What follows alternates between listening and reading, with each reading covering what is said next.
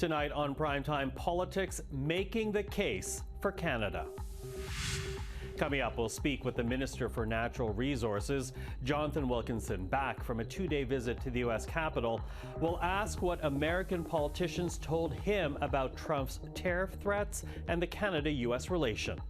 Also, Canada's big city mayors are preparing for the worst if the Trump tariffs happen, and Windsor Mayor Drew Dilkens will join the program to discuss what a chill in trade would mean for his border city.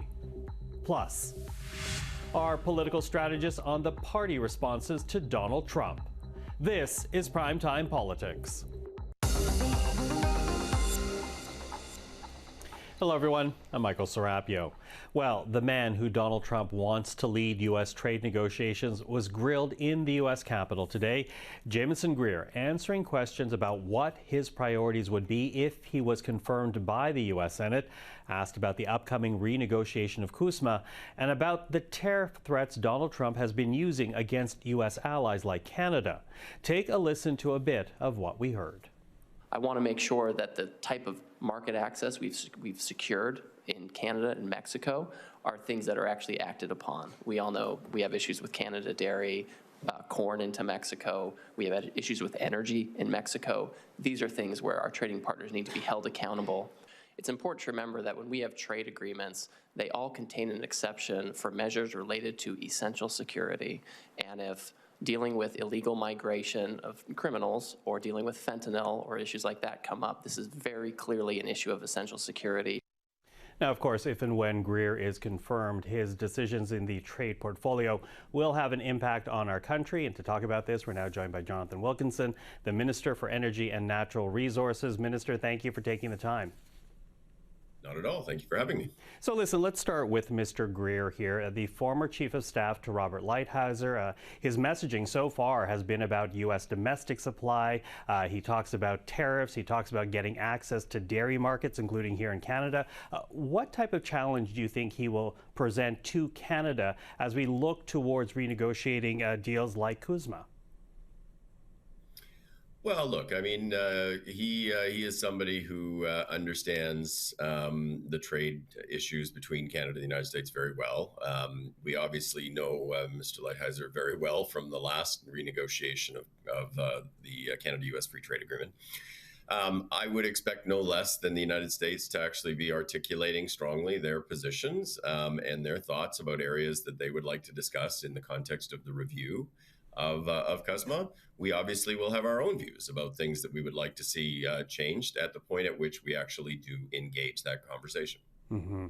Now, of course, he was also asked about tariffs on Canada. He talked about fentanyl. And you're in Montreal right now, but you just got back from Washington, D.C., where you spent the last couple of days. I'm wondering, from the people you spoke with and those who are supportive of these tariffs proposed by Donald Trump, what were they telling you? Is there one main irritant that they keep raising time and again? Well, I would start by telling you I haven't been able to find many people in the United States who think tariffs on Canada are a good idea, and that goes for Republican senators, Republican congresspeople. It goes for American business, a whole range of different organizations. But I would say that certainly where this started was a conversation around the border, and Canada was very supportive of engaging that conversation. At the end of the day, neither country has an interest in migration up or down around the Canada-U.S. border. We certainly, none of us have an interest in seeing even a pound of fentanyl go one way or the other across the border. And of course, Canada has had a historic issue with firearms from the United States coming up. So strengthening the border is not something we don't disagree on. I think they have pointed to issues around the trade deficit. I think that's probably one that we need to work our way through. But, let's be clear, Canada actually, or the United States has a major trade surplus with Canada in manufactured goods. The only reason why there is a trade deficit that the Americans have with us is because we provide them energy. energy that they use to power their manufacturing economy. It's good for the United States, and it's actually good for Canada. And that's the argument that I've been making in Washington. Okay, the argument that you've been making, but I'm wondering whether or not you're able to dissuade or rather convince people of the value of that argument. Because if you talk about there's not many people in favor of these tariffs, they are still being threatened by Donald Trump. And it seems the business community, border states, they've been unable to dissuade the U.S. president from using tariffs as a cudgel against Canada. Well, I guess I would say a couple of things. I mean, first of all, let's remember we're 2 weeks into the new administration. I know it seems like probably 2 years, but we're 2 weeks in. And there are lots of chairs in the White House and everywhere else that are still empty, that they still have to fill. And so even finding the right people, and the American business folks were telling me this, even for them to find the right people is not simple at this stage. So number one, I think people just need to reflect on where we're at in terms of the time. But number two, I would say that the threat of the imposition of tariffs that we saw just a few days ago has actually encouraged a lot of folks to redouble their efforts, and for some to actually do so publicly. So Senator Grassley, for example, a number of governors have come out and said that they actually think this is not a productive conversation and we should be moving in a different direction. American business has been less vocal publicly, although some have, like the American Petroleum Institute. But they are weighing in very actively behind the scenes to try to ensure that the administration hears that this is actually going to cost American consumers a lot of money, and it's going to hurt American businesses. And there are many more productive things that Canada and the US can do with the time that we share and that we spend together to actually help build on the prosperity that we have helped to create across the border already. Okay, so as you say, redoubling of efforts for people who are essentially on Canada's side on this one. But as it stands, this country faces a 25% tariff on most goods, a 10% tariff on energy. Is your government willing to accept those carve-outs, or will it consider export taxes as a way of hitting the United States? Well, I mean, look, I used to be a negotiator, and I would tell you that the first rule of negotiation is A, you don't do it in public, and B, you don't take tools out of your toolbox before you're actually in the negotiation. So I would say every option is on the table. We obviously are going to start this process if we are forced to do it. And let me say forced by the imposition of tariffs by the United States. If that happens, we will start with American goods that are actually sold in Canada in large quantities for which Canadians actually have alternatives. And that is to create challenge for the American administration, pressure on them to actually change course. Over the course of this process, if in fact there is more actions that are actually taken, we will have to reflect on that. But we have no interest in escalating this. At the end of the day, we are looking to address the concerns by using facts, but also providing some options in terms of how do we actually create a bridge to a more productive conversation. So in Washington, I was pitching the idea of an energy and minerals alliance that could help them vis-a-vis the dependence in many areas that they have on China and Russia. And I think that is the kind of productive conversation that we want to have. Okay. You use the word options there, and I'm wondering about the options that are now before Canada, because your government back in 2016, it said no to the Northern Gateway pipeline. You were once the environment minister. Is it time to reverse that decision and revive not only Northern Gateway, but also perhaps Energy East as a way of looking to diversify markets? So, look, I mean, in terms of diversification of markets, that is much broader than just oil and gas. Obviously, we are going to need to think about diversification. That involves debottlenecking the railways. It involves thinking about how we expand the capacity at the ports. In the context of oil and gas, with gas, we actually have a number of liquid natural gas facilities that are under construction in British Columbia, and others that actually are getting close to investment decisions. Those will provide a significant outlet for Canada's gas, such that not all of it has to flow to the United States.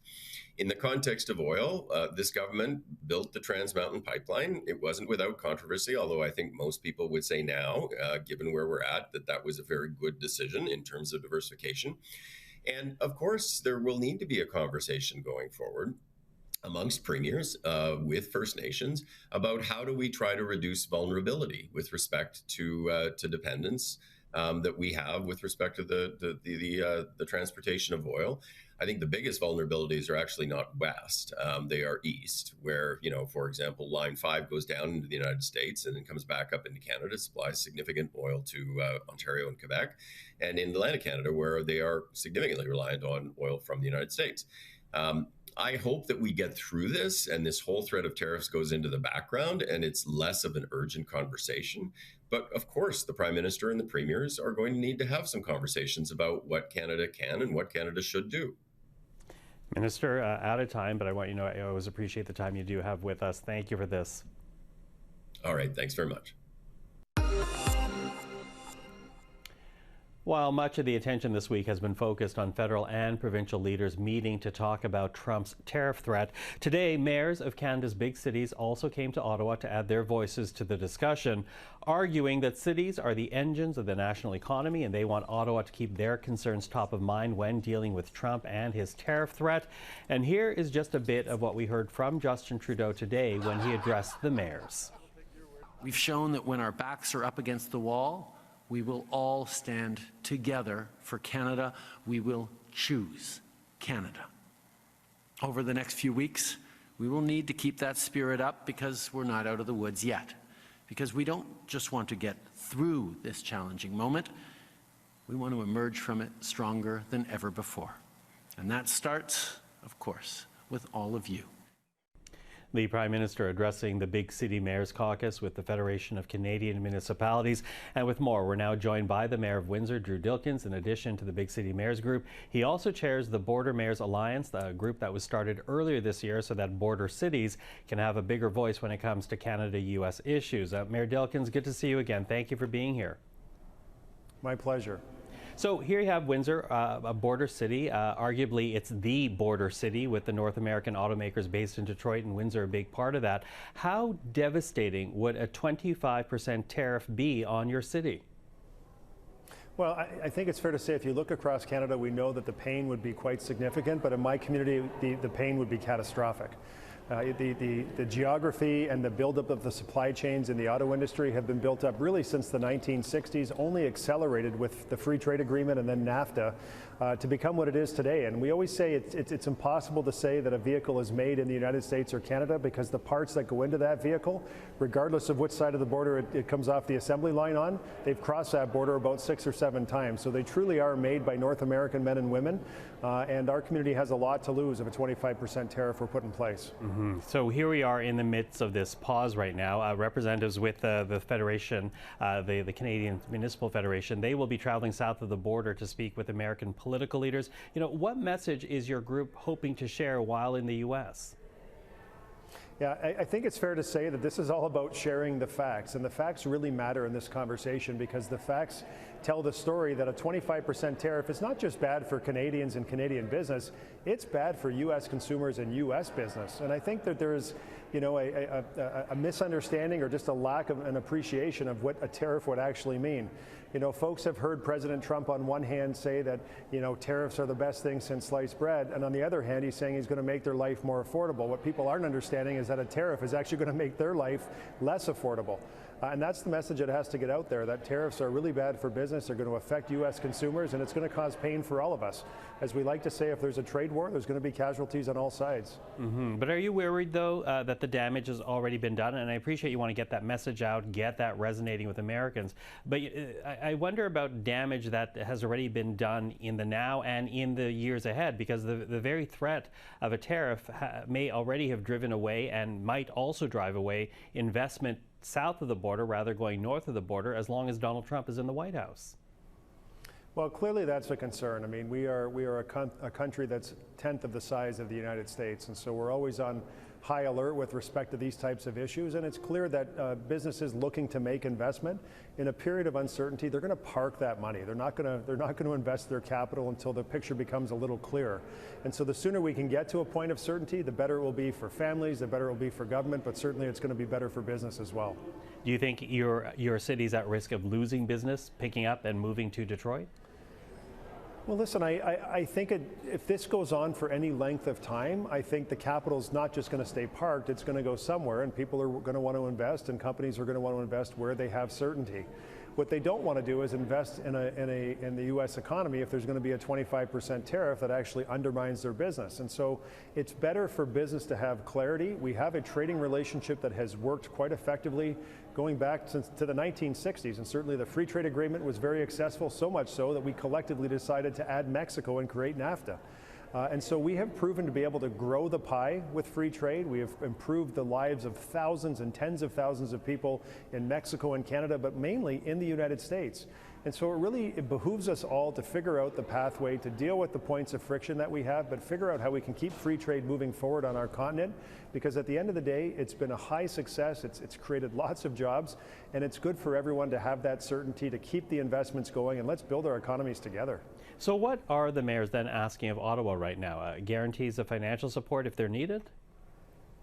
Yeah, I think that was one of the messages, that we just want to make sure that the government is certainly in tune with what would happen in our communities and the level of support that may be required if a 25% tariff were put in place. But what I really heard here today, and I was really proud of all the mayors around the table, there was just such unanimity around that table of people saying, tell us what we have to do. Tell us how we can work in an effective, coordinated way. What information can we share? Can we divide and conquer in terms of meeting mayors and senators and other folks on the other side of the border? Let's get the same fact sheets. Let's figure out what the pathway is, and let's feed in to the national and provincial work that's going on. We realize we're not going to be the ones driving the conversation, but certainly we have a role to play. Municipal diplomacy is important, and each of us has strong relationships. And so let's use and leverage those relationships to the benefit of our country and our free trade agreement that we have. Mayor Drew Dilkens, always appreciate the time to chat with you. Thank you for this. Thanks very much. Not surprisingly, the threat of tariffs and the impact they could have on the economy have been top of mind for Canadians. And over the last few days, we have heard from party leaders about plans and concerns. Here is just a sampling of what's been shared, beginning with that late night news conference with the Prime Minister last Saturday night. I'm sure many of you are anxious, but I want you to know we are all in this together. The Canadian government, Canadian businesses, Canadian organized labor, Canadian civil society, Canada's premiers, and tens of millions of Canadians from coast to coast to coast are aligned and united. But in 9 years, the NDP Liberals have lost control of our borders, letting drugs, guns, and terrorists threaten our people. Part is incompetence, but part is the radical Liberal agenda, a borderless, globalist, post-national agenda. Our first thought is we have to put in place better protections for these workers. These workers should not be left on their own. They should know that there's a government there for them. And as Prime Minister, as a New Democratic leader, the party leader, and my team, we are going to make sure we do everything possible to protect these workers. One of the things we need is a better EI that better protects workers. Well, to react to all this, we're now joined by our political panel. Daniele Medlej is a former Director of Communications to a Liberal minister, now Senior Consultant at Navigator. Cole Hogan, a Conservative digital strategist, principal at GT. And George Soule, a former Director of Communications with the federal NDP, joining us today from Oshawa, Ontario, where he is managing a local campaign for the Ontario NDP as the province is right now in the midst of an election campaign. George, nice to see you, and nice to see both of you here in studio as well. Good to see you, Michael. So a bit of a sampling of what we heard from the party leaders over these last few days, ever since Donald Trump, threatened us with those 25% tariffs as of last Saturday, February the 1st. What do you make of what we have heard from the party leaders thus far? Danielle, I'll get you to start. Absolutely. Well, number one, I think what we heard from the Prime Minister is the message that Canadians needed to hear. It's a unifying message. It is Canadians standing together. There's a common threat happening right now to our economy, to our livelihoods, to our prosperity, and that's something that we should be taking on together. Now, unfortunately, what we heard from the Leader of the Opposition was the complete opposite. It was partisanship. It was painting Canada in an era of weakness, in an era of division, something that Canadians are not looking for right now. We're looking for a unified front. We've seen national pride rise in this country by 9% this week alone. This is not the message that Canadians are waiting for, and it's unfortunate that we're not seeing this across the board from all parties. Cool. Yeah, I watched the speech that the Prime Minister gave on Saturday. I think it was interesting for a few reasons, because he said he was speaking to Americans, but he wasn't really speaking to Americans, was he? He was speaking to Canadians watching him speak to Americans. So there was a different audience and intention there. So I look at him and I think that there was, it was nice. I'll give the Prime Minister some credit. It was a good tactic for him to remind the Americans all the times that Canadians have been there for him, or for them, I should say. But I don't think that Americans were really listening, or this particularly landed. And I think, you know, premiers like Doug Ford have been a much better communicator for Canada's economic message than the Prime Minister has. And I look also at the $155 billion in tariffs that were announced on things like orange juice, wine, beer, vegetables. I think that lacks in a comparison to the more detailed plan on interprovincial trade that we saw Pierre Poilievre come forward with. Mm-hmm. George, what do you make of what we heard from the three main federal leaders? Well, look, I think, you know, it was good on the Prime Minister for finding a voice and trying to be, you know, the leader that he probably should have been for a while now. I do think that since he's quit, it's a bit of a confusing message, and I think both for Canadians and Americans and those he's negotiating with, he's lost a lot of credibility just because everyone knows that that he's a lame duck and he's walking away. I do think that for the government, it might be stronger to let someone like Dominic LeBlanc or something, you know, take the lead, but nevertheless, you know, and I do think you got to give some credit, because, you know, you never know what Donald Trump's plans are, but obviously we did get a 30-day reprieve from the tariff. So, you know, something was happening that worked out well. I think the biggest thing now is we need nobody to take a victory dance, and we also need to make sure that everybody's focused. You know, it's good to see all the party leaders talking about this topic, at least right now, but when the tariffs come, one, we need to push back hard, but two, as Jagmeet was saying today, we need to make sure that supports are there as well. You know, sitting here in Oshawa, even this is a town that will get hit hard if GM feels the need to pull out because of tariffs, for instance. And, you know, and the same as can be said for Windsor and other places across the province and the country. So I think on top of that fight, we need to be ready to really support both workers, but also just entire communities for the damage that could be done if this trade war happens. And I think that's what's missing from both Mr. Poilievre and Mr. Trudeau, and that's why I'm glad to see that Jagmeet talked about that today. Mm-hmm. Well, it certainly does go to a lot of economic fears of Canadians if this 25% tariff and 10% on energy actually goes through from Washington. Makes me wonder, though, because we're now in the midst of this 30-day pause. By the time it is over, we'll just be days away from a new Liberal leader, days away from essentially a new Prime Minister. How does Donald Trump and the threats we're hearing from Washington change that race, Danielle? I think it changes it completely. I think what Canadians are looking for is a leader who's going to take charge and who's not going to create animosity within the Canadian populace, who's going to put Canadians first in a way that doesn't put Canadians behind in another way. He's not going to give tax breaks to the wealthiest and put the middle class behind. He's not going to mix things up in a way that really amplifies narratives that we're hearing from the South that don't really translate into real issues that we're seeing in Canada. What we've seen is a president who is really starting an issue with a country that was never on the radar for Americans, and now we're seeing a Prime Minister that's putting it back on the radar in the right way. And so that's what the next leader needs to do. They need to pick up the slack from where things have been. They need to pick up the torch from where Trudeau has left it. But at the same time, we need consistency. And what I don't see, unfortunately, across the board is consistency. I am glad to hear Mr. Singh, for example, speak about workers. That's something that the Prime Minister has really addressed directly by putting Mr. Youssef on the Council of Canada-U.S. Relations, who is advising him directly on our approach to the United States. So he used to be the Canadian Labour Congress's president, and now he's advising the Prime Minister, and he has done a lot working with the Prime Minister and the government to fight for workers. But now we're seeing this translate directly in the fight with America. Well, it's interesting because I asked about the leadership, but you've switched over essentially into the next general election, and that is, you know, I think that is also a question that many people are asking. Cole, does the next federal election change because of Donald Trump? Because up until this point, it has been about carbon tax and affordability, but it's now all about economic survivability and what's happening in the White House. Yeah, I don't think it changes the ballot question much. I think Trump and tariffs will be a large part of that conversation. But when I look at the issues, like when Canadians are polled, what issue they rank most important to them, the cost of living is first, and Trump is about 6th or 7th. And granted, that's probably come up a bit in terms of the scoring. Maybe it's 3rd or 4th now, but tariffs still speak to economic issues on which conservatives are still trusted more than any other party to deal with. Conservatives are trusted most to deal with, crime, immigration, jobs, the economy, and on Trump. So even if the election does shift to Trump, most Canadians trust conservatives to deal with him more than any other party. Okay, George, what do you say to that? How does Donald Trump change the next federal election?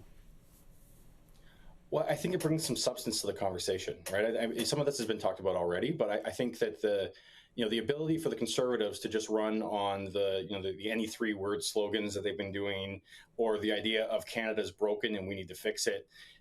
Like the pride, I mean, it brought up earlier, the pride that people are feeling in our country, we're not necessarily comfortable all the time with a whole lot of patriotism. And so Canadians are finding interesting ways to voice that, but it's there. And so having, people won't necessarily want to run to a party that says that Canada's broken in the same way that they would have, been more comfortable with that even just, 2 or 3 weeks ago. And I think as well, with the tariffs, I'm not saying that the ballot question is going to be, are you for or against tariffs? But I think what it does do is bring some substance to that conversation about affordability. It forces folks to kind of have a bit more of an understanding of how, the big E economy works. And I think the other thing it's going to do is really, really focus the mind for people, depending on where we're at, on jobs. I mean, if we are in a situation where tens of thousands of people are losing their jobs because of the tariff war, I mean, that's going to fundamentally shift how an election goes. And it's going to be, people are going to be looking for what party's going to be there to have their backs, rather than just who's going to be able to give them, 15 cents off their next grocery trip. Mm-hmm. Now, Cole, we don't have a lot of time, but without a doubt, we've been talking about this huge Conservative lead in terms of numbers over the Liberals in more than a year now. But again, Donald Trump becomes a bit of a game changer to what's happening here in Canada. We're now going to have a new leader in terms of the Liberals and a new Prime Minister, because that will essentially be what happens. Do you see the numbers at all changing quickly because of what's happening with Donald Trump? I don't. I still think the cost of living concerns are top of mind for Canadians, and Trump will consume a lot of oxygen. But when I look at the Liberal leadership race and Chrystia Freeland and Mark Carney saying, forget the last 9 years, we didn't mean any of that stuff, we're not going to do any of it, there's a lack of consistency in messaging. And when I look to the Conservative side, and I look at just the last 14 policy proposals that Pierre has put forward, which are pretty straightforward in terms of interprovincial trade. We're talking about a standardized set of trucking rules so we can move goods east-west instead of north-south, the standardized Blue Seal licensing so doctors, engineers, nurses can practice their trade across the country. These are practical, real solutions, and there's some policy meat to chew on for Canadians. Okay. Well, that is all the time we have for this week, but I really appreciate the conversation today. So Danielle, Cole, George, thank you. Thank you for my old hometown in Oshawa. Thank you for joining us. Thank you. And that is Primetime Politics for this Thursday. I'm Michael Serapio. For everyone here at CPAC, thank you for watching. We're back tomorrow evening. Until then, have a good evening.